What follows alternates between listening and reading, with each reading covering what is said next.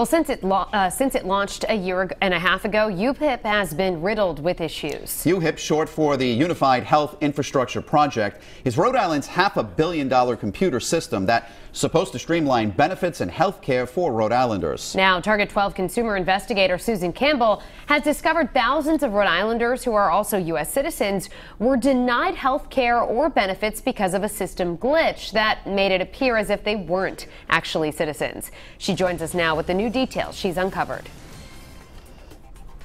The code error affected about 5,000 people. For some, it's still not fixed. We discovered the glitch in fine print. According to this Deloitte report we obtained, citizens are being incorrectly denied due to non-citizen status. The report explains the citizenship question is not shown for clients not requesting medical coverage in the customer portal.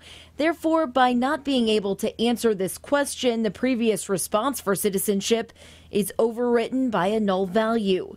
When we found this error, we went right to the state for answers. Ashley O'Shea, a spokesperson for the Executive Office of Health and Human Services, said UHIP vendor Deloitte has fixed this error for about 90% of the people affected. The majority of the remaining affected customers are HealthSource RI and Medicaid customers, she said, adding the state continues to hold Deloitte accountable and is taking appropriate steps to reinstate benefits for these individuals. And thank God for the passport. Target 12 reported on a similar system glitch last year. The system is showing that he's not a U.S. citizen. In that case, the customer's health care was restored after he and his wife returned to HealthSource RI with a Massachusetts birth certificate, social security card, and passport. O'Shea said that glitch is not related to the new citizenship code error that's in the process of being fixed. The citizenship issue is not the only system problem. According to state data, there are currently 4,500 open incidents in the system. 860 of those are blocking benefits for Rhode Islanders. With the Target 12 investigator Susan Campbell, Eyewitness News. Rhode Island's Department of Human Services missed an important deadline this week. It's just the latest in a long string of issues related to the massively expensive benefits eligibility system known as UHIP. Target 12 consumer investigator Susan Campbell has been tracking the developments since the computer system went live. She joins us now with the latest.